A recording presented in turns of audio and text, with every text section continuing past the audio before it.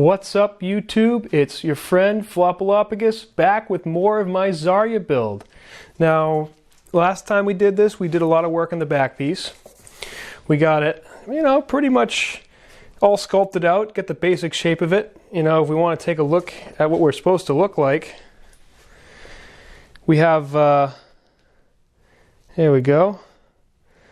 You see that on the back, it's a little bit like 3D here. It's kind of curved, and so we had to add a little bit extra piece there, and we got the detail coming down here.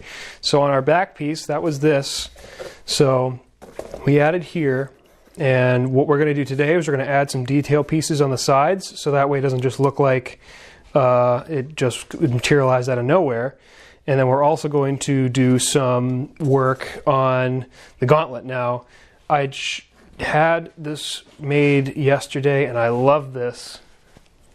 Look at this. I love putting this thing on. Yeah, right there. Beautiful. That's about where I want it. If you look at the photograph of the hands, hold on, gotta fix that. If you look at the photograph of the hands, they are, oh, hold on. There we go. It comes up to about there. What I have to do is I have to make the wiring that comes down to each individual hand. I might not do the inside wiring. I might leave that out because I don't want to obstruct. I might maybe even just draw it in. Who knows? Or it has to be something really thin because on the you need to be able to grip and hold on to the the big void cannon. I forget what it's actually called.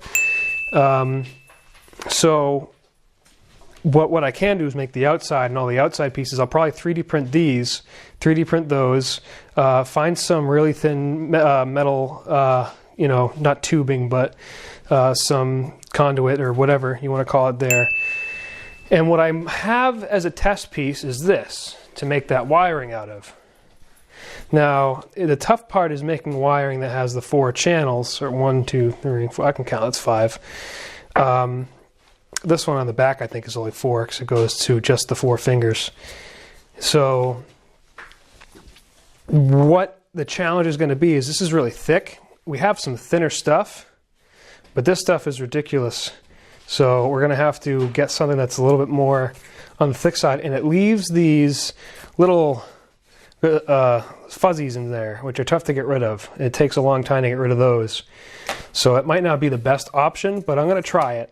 If not, I'll probably end up using just regular wires and seeing if I can't maybe find some ribbon wire that'll work and do it that way. So, but today my accomplishment is that I hope to get the back panel basically all fleshed out, all pretty much made and adhered to the ring. And maybe even get the shoulder pieces down. That'll kind of cover up, it'll add a little bit more detail to that. So all right, let's get to work.